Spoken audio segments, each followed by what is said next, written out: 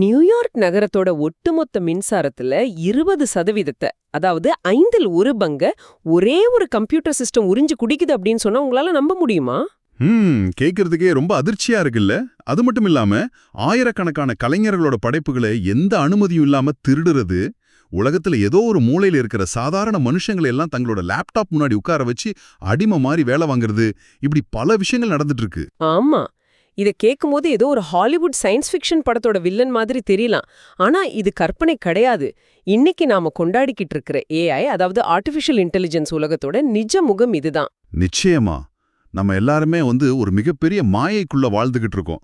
ஒரு பக்கம் பார்த்தா இந்த ஏஐ கேன்சரை குணப்படுத்த போகுது, வறுமையை ஒழிக்க போகுதுன்னு நம்மை காக்க வந்த ரட்சகன் மாதிரி ஒரு பிம்பம் கட்டமைக்கப்படுது. உண்மைதான். ஆனா திரைக்கு பின்னாடி நடக்கிற விஷயங்களை உத்து பார்த்தா இது நம்மளோட வளங்களை, நம்மளோட உழைப்ப, ஏன் நம்மளோட சிந்தனையை கூட உறிஞ்சு வாயக்கூடிய ஒரு மாபெரும் கார்ப்பரேட் ஏகாதிபத்தியமா உருவெடுத்துக்கிட்டு இருக்கு. கரெக்ட். ஒரு புது ஏகாதிபத்தியம்னு கூட சொல்லலாம். அந்த மாய திரைய விலக்கி நிஜத்துல என்ன நடக்குதுன்னு பாக்குறது தான் இன்னைக்கு நம்மளோட இந்த ஆழமான அலசலின் முக்கிய நோக்கம். இப்போ பாத்தீங்கன்னா, தொழில்நுட்ப பத்திரிகையாளர் கேரன் ஹாவோ எழுதிய எம்பையர் ஆஃப் ஏஐ அப்படிங்கிற புத்தகத்தை அடிப்படையா வச்சு அவர் கொடுத்த ஒரு மிக விரிவான நேர்காணல்ல இருந்து பல அதிர்ச்சியூட்டும் உண்மைகளை நாம இன்னைக்கு அலச போறோம். சாம் ஆல்ட்மேன் மாதிரியான ஆட்கள், அப்புறம் ஓப்பன் ஏஐ மாதிரியான நிறுவனங்கள் எப்படி தங்களை உலக காப்பாற்ற வந்தவங்களை காட்டிக்கிட்டு நிஜத்துல ஒரு புது சாம்ராஜ்யத்தை உருவாக்குறாங்க அப்படிங்கறத உடைச்சு பேச போறோம். கண்டிப்பா. இத கேட்டுக்கிட்டு இருக்கிற நீங்க ஒருவேளை ஐடில வேலை செய்யலாம், இல்ல மார்க்கெட்டிங்ல இருக்கலாம், இல்லனா ஒரு சாதாரண பிசினஸ் பண்ணலாம். உங்க வேலையையும் உங்க அன்றாட வாழ்க்கையையும் இந்த ஏஐ கார்ப்பரேட் அரசியல் எப்படி நேரடியா பாதிக்க போகுதுன்னு நீங்க கட்டாயம் தெரிஞ்சுக்கணும். ஆமா, ஏன்னா இது எல்லாரையும் பாதிக்க போற ஒரு விஷயம். சரி, உள்ளே நுழைவோம். முதல்ல எனக்கு ஒரு அடிப்படையான சந்தேகம். இந்த ஏஐ கம்பெனிகள் எல்லாமே ஏஜிஐ, அதாவது ஆர்டிஃபிஷியல் ஜெனரல் இன்டெலிஜென்ஸ் அப்படிங்கிற ஒரு வார்த்தைய அடிக்கடி பயன்படுத்துறாங்களே. உலகத்தையே மாத்த போற இந்த ஏஜிஐனா என்ன? அதுக்கு என்ன அர்த்தம்? இந்த நிறுவனங்களோட தந்திரமே இந்த ஏஜிஐ அப்படிங்கிற வார்த்தையில இருந்து தான் ஆரம்பிக்குது. இத புரிஞ்சுக்கணும்னா நம்ம கொஞ்சம் பின்னாடி போகணும். எவ்வளவு பின்னாடி? 1956ஆம் வருஷம் டார்ட்மவுத் பல்கலைக்கழகத்துல சில விஞ்ஞானிகள் ஒன்னா சேர்ந்து இந்த ஏஐ அப்படிங்கிற துறைக்கு ஒரு தொடக்க புள்ளிய வச்சாங்க. அப்ப அவங்க முன்னாடி இருந்த ஒரு பெரிய கேள்வி மனித நுண்ணறிவு, அதாவது ஹியூமன் இன்டெலிஜென்ஸ்னா என்ன அப்படிங்கிறது தான். அது ரொம்ப நியாயமான கேள்விதானே. ஆனா ஆச்சரியம் என்னன்னா, உளவியல், உயிரியல், நரம்பியல்னு எந்த ஒரு அறிவியல் துறையிலையும் அறிவு அல்லது இன்டெலிஜென்ஸ் அப்படிங்கிறதுக்கு ஒரு தெளிவான ஒருமித்த வரையறையே கிடையாது. ஒரு நிமிஷம் இருங்க. மனிதர்களோட அறிவுனா என்னன்னே சயின்ஸ் படி ஒரு தெளிவான முடிவு கிடையாதா? கிடையாது, அதுதான் உண்மை. அப்போ இலக்கே என்னன்னு தெரியாம அவங்க எப்படி மனிதன மாதிரியே சிந்திக்கக்கூடிய ஒரு செயற்கை நுண்ணறிவை, அதாவது இந்த ஏஜிஐய உருவாக்க போறாங்க? அதுதான் இங்க நடக்கிற தந்திரமே. இலக்கு தெளிவா இருந்தாதானே அவங்களால அதை அடைஞ்சாங்களா இல்லையாதுன்னு நாம கேள்வி கேட்க முடியும். ஆமா, நீங்க சொல்றது லாஜிக் தான். இலக்கே இல்லைங்கிறப்போ அந்த ஏஜிஐ அப்படிங்கிற வார்த்தைய அவங்க எப்படி வேணாலும் வளச்சிக்கலாம். சாம் ஆல்ட்மேன் இந்த வார்த்தைய எப்படி இடத்துக்கு தகுந்தாற் போல மாத்துறாருன்னு கவனிச்சு பாருங்க. எப்படி மாத்துறாரு?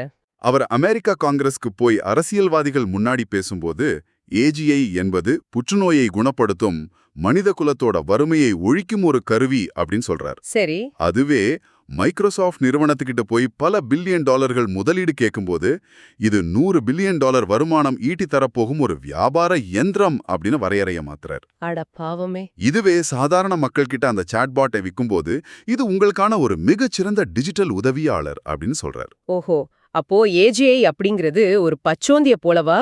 முதலீட்டாளர்கள் என்ன கேட்க விரும்புறாங்களோ அதுக்கேத்த மாதிரி வடிவம் மாறக்கூடிய ஒரு மாய வித்தையா இது? சரியா சொன்னீங்க. முதலீட்டாளர்களை உள்ள இழுக்க இது ஒரு மாய வித்தை. ஆனா இதுல பயத்தை வேற உருவாக்குறாங்களே, கவனிச்சிங்களா? ஆமா ஆமா, ஏஐ உலகத்தை அழிச்சிடும், நம்ம ரொம்ப கவனமா இருக்கணும் அப்படின்னு சாம் ஆல்ட்மேனே பலமுறை சொல்லியிருக்காரே. அது ஒரு மிகச்சிறந்த வியாபார உத்தி.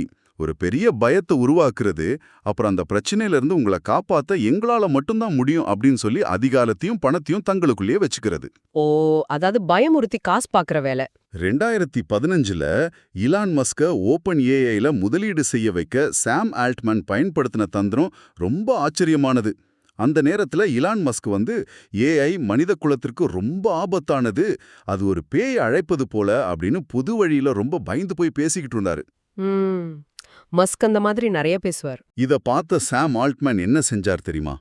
மஸ்க் எந்த வார்த்தைகளை பயன்படுத்தி பயந்தாரோ அதே வார்த்தைகளை தன்னோட பிளாக்ல எழுதி, ஆமாம், ஏஐ மனித குலத்துக்கு மாபெரும் ஆபத்து தான், அதனால நாம ஒரு லாப நோக்கமற்ற நிறுவனத்தை உருவாக்கி இதை கட்டுப்படுத்தணும் அப்படின்னு சொல்லி தந்திரமா மஸ்க உள்ள இழுத்து முதலீடு செய்ய வச்சார். வாவ்! அதாவது ஒருத்தரோட பயத்தையே மூலதனமாக்கி அவர் பாக்கெட்ல இருந்து காசை கறந்துட்டாங்க. அப்படிதான் கெரன் ஹாவோ தன்னோட பேட்டியில ரொம்ப தெளிவா விளக்குறாங்க. சரி, வெளியில உலகை காப்பாத்துற ரட்சகர்கள் மாதிரி காட்டிக்கிற இவங்க தங்களோட சொந்த கம்பெனிக்குள்ள எப்படி நடந்துக்கிட்டாங்க? ஏன்னா ஓப்பன் ஏஐ போர்ட் ரூமுக்குள்ள நடந்த சண்டைகள்லாம் உலகத்துக்கே வெளிச்சமாச்சே. ஆமா, உலக காப்பாத்த போறதா சொல்றவங்க தங்களோட கம்பெனிக்குள்ளேயே ஒருத்தர் காப்பாத்திக்க முடியாத அளவுக்கு குழப்பத்துல தான் இருந்தாங்க. முதல்ல தன்னை நம்பி பணத்தை போட்ட எலான் மஸ்கையே சாம் ஆல்ட்மேன் எப்படி வெளியே அனுப்புனார்னு பாப்போம். ஆமா, மஸ்குள்ள முதலீடு செஞ்சார். ஆனா இப்போ அவர் ஓப்பன் ஏஐல இல்லையே. அதுக்கு காரணம் ஆல்ட்மேன் தான். இலியா சுட்ஸ்கவர் மற்றும் கிரெக் பிராக்மன் போன்ற சக நிறுவனர்கள் கிட்ட போய் மஸ்க் ரொம்ப கணிக்க முடியாத மனுஷன், இந்த மாபெரும் ஏஜிஐ சக்தி அவர் கையில போனா உலகத்துக்கே ஆபத்து அப்படின்னு மூலச்செலவு செஞ்சார். அடா, அப்படியே மெதுவா காய நகர்த்தி மஸ்க போர்டுல இருந்து வெளியே துரத்திட்டு அந்த அதிகாரத்தை முழுசா தங்கைக்குள்ள கொண்டு வந்தார். ஆனா பாத்தீங்கன்னா இதெல்லாம் சிலிக்கன் வேலியில சாதாரணமா நடக்கிற கார்ப்பரேட் அரசியல் தானே. இதுல என்ன இவ்ளோ பெரிய ஆபத்து இருக்கு? சாதாரண ஒரு ஃபுட் டெலிவரி ஆப்போ இல்ல ஆன்லைன் மளிகை கடை நடத்துற நிறுவனமோ இப்படி செஞ்சா அது வேற. ஆனா இவங்க ஒட்டுமொத்த மனித குலத்தோட எதிர்காலத்தையே நிர்ணயிக்க போறதா சொல்லப்படுற ஒரு தொழில்நுட்பத்தை உருவாக்குறவங்க. இவங்க எவ்வளவு பொறுப்பா இருக்கணும்? உண்மைதான். அந்த பொறுப்பு அவங்க கிட்ட இருந்ததா? சுத்தமா இல்ல. சாட் ஜிபிடி லான்ச் பண்ணப்போ கம்பெனிக்குள்ள நடந்த குழப்பங்களை பார்த்தா உங்களுக்கு புரியும். சாட் ஜிபிடியை அவசரமா ரிலீஸ் பண்ணாங்க. சர்வர்கள் தாங்க முடியாம தொடர்ந்து முடங்குச்சு.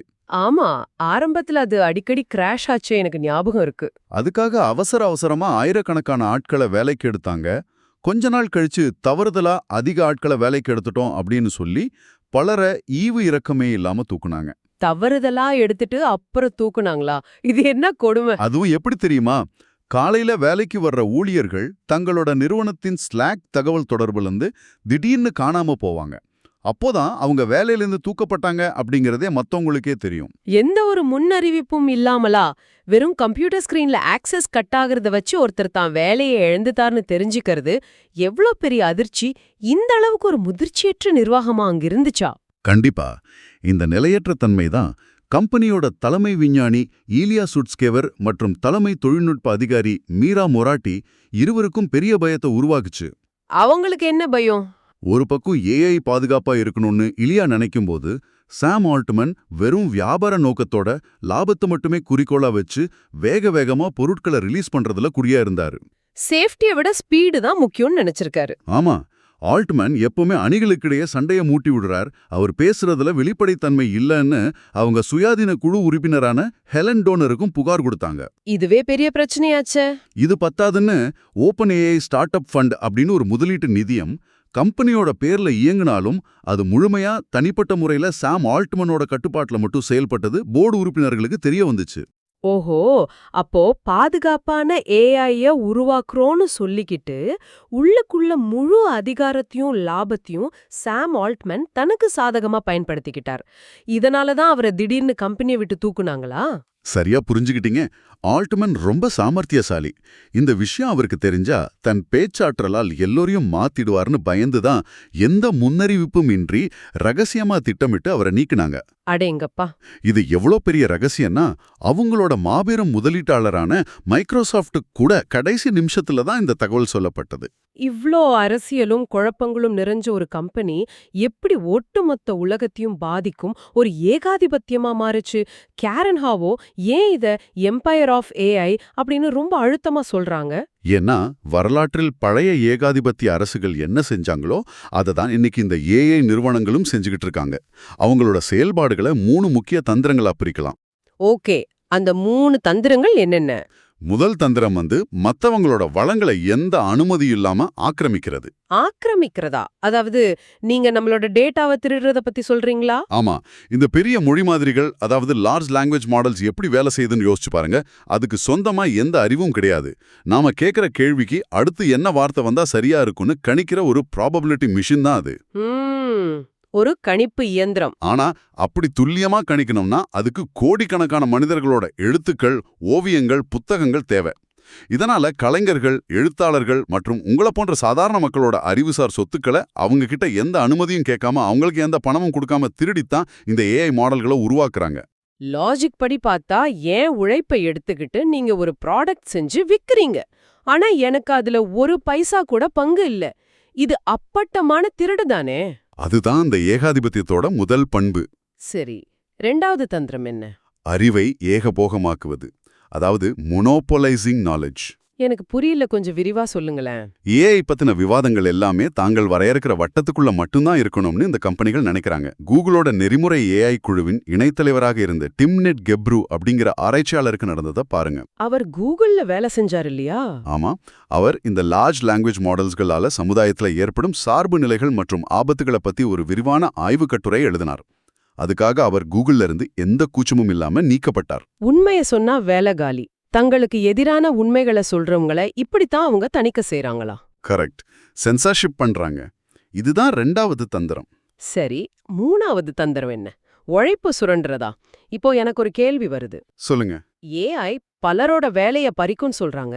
ஆனா கிளார்னா நிறுவனத்தோட சிஇஓ கூட நாங்க ஏஐய பயன்படுத்தி பலரை வேலை நீக்கம் செஞ்சிட்டோம், அதனால எங்க லாபம் பல மடங்கு கூடிருச்சு, ஏஐ புது வேலைவாய்ப்புகளையும் உருவாக்குது அப்படின்னு ரொம்ப பெருமையா சொன்னாரு. ஆமா சொன்னார். ஒரு டெக்னாலஜியை வச்சு கம்பெனி லாபம் சம்பாதிக்கிறது இயல்பு தானே, இதுல எங்க சுரண்டல் வருது? இது ரொம்ப முக்கியமான கேள்வி. கிளார்னா நிறுவனம் தங்களோட 7400 ஊழியர்கள்ல 3000 பேரை குறைச்சது உண்மைதான். ஏஐ நிறுவனங்கள் புது வேலைகளை உருவாக்கும்னு சொல்றது உண்மைதான். ஆனா என்ன?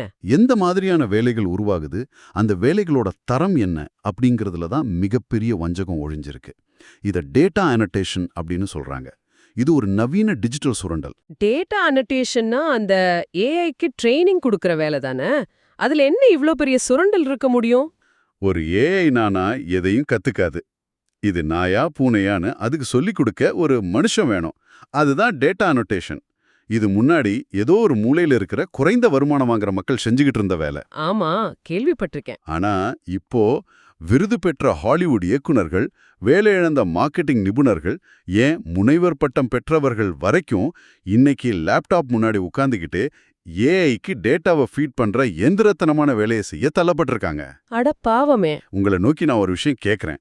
உங்க ஆபீஸ்ல நீங்க பல வருஷமா கத்துக்கிட்ட உங்க வேலைய ஒரு கம்ப்யூட்டர் சிஸ்டம்க்கு சொல்லிக் கொடுக்க சொல்லி அதுக்கப்புறம் உங்களை வேலையிலேருந்து தூக்கிட்டா உங்களுக்கு எப்படி இருக்கும்? இது கேட்கும்போதே நெஞ்சு அடைக்குது. அதாவது நமக்கான குழியை நாமே தோண்ட சொல்றாங்க. அதுதான் இங்க நடக்குது. உங்க வேலையை நீங்களே ஒரு ஏஐக்கு கத்துக் கொடுக்கிற அவலம் இது. இந்த வேலைகள் எவ்வளோ மனிதாபிமானமற்றவை அப்படின்னு கேரன் ஹாவோ ஒரு தாயோட கதையை வச்சு விளக்குறாங்க. என்ன கதை அது? இந்த வேலையில உங்களுக்கு நிரந்தர சம்பளம் கிடையாது. டாஸ்க் வரும்போது செஞ்சாதான் காசு. அந்த தாய் எப்போ ஸ்கிரீன்ல வேலை வரும்னு தெரியாம லேப்டாப் முன்னாடியே தவம் கிடக்கணும். திடீர்னு வேலை வந்ததும் அதை அவசர அவசரமாக முடிக்கணும். ரொம்ப ஸ்ட்ரெஸ்ஸான சூழ்நிலை போலயே. ஆமா, அந்த மாதிரி ஒரு டென்ஷனான நேரத்துல அவங்களோட குழந்தை ஏதோ பேச முற்பட்டப்போ அந்த தாய் கோவத்துல குழந்தை மேல கத்தியிருக்காங்க. நான் ஒரு அரக்கிய போல மாறிக்கிட்டு இருக்கேன், என் குழந்தைகிட்ட அன்பா பேசக்கூட எனக்கு சுதந்திரம் இல்லையே அப்படின்னு அவங்க கதறாங்க. ரொம்ப கஷ்டமா இருக்கு கேக்குறதுக்கே.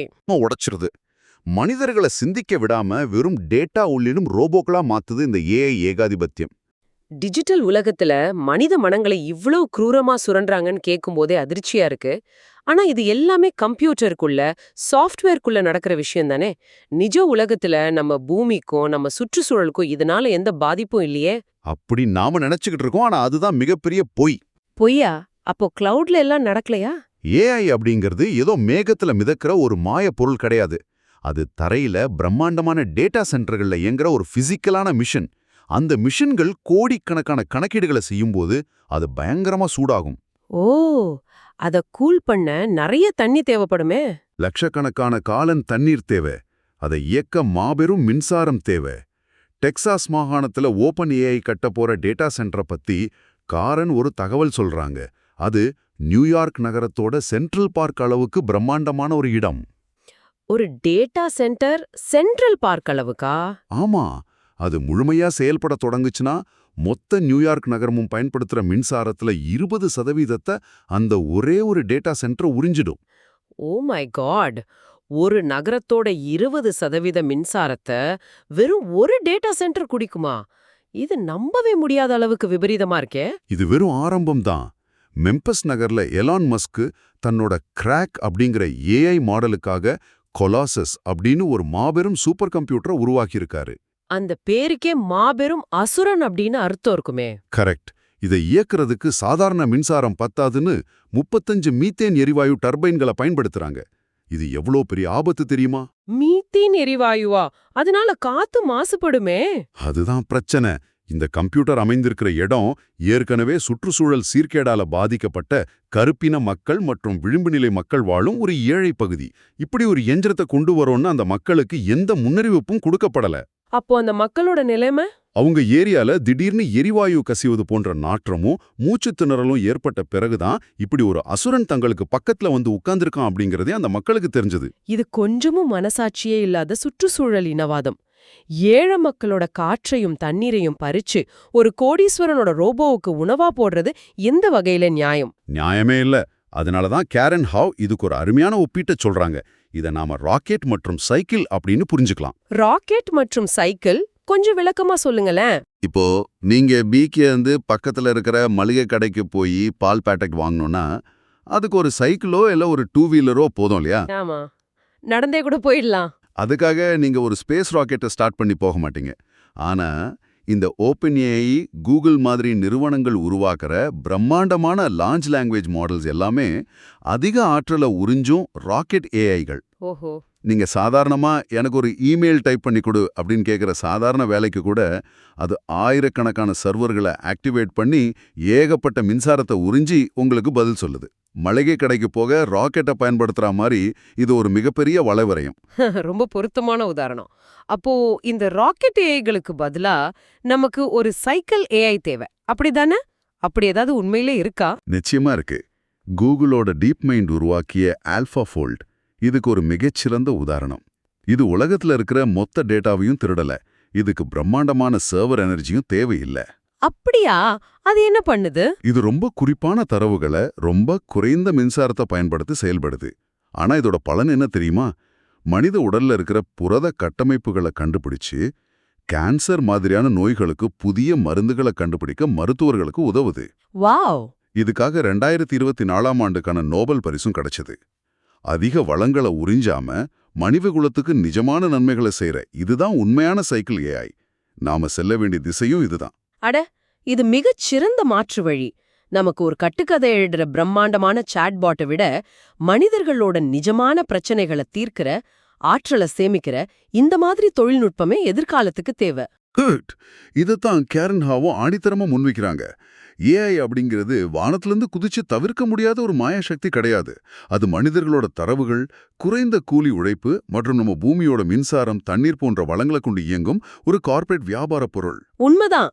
இத கேட்கும்போது நமக்கு ஒரு விழிப்புணர்வு வருது. சமீபத்திய கருத்து கணிப்புல பாத்தீங்கன்னா அமெரிக்க மக்கள் 80% பேர் இந்த துறையை அரசாங்கம் முறைப்படுத்தணும் அப்படின்னு விரும்புறாங்க.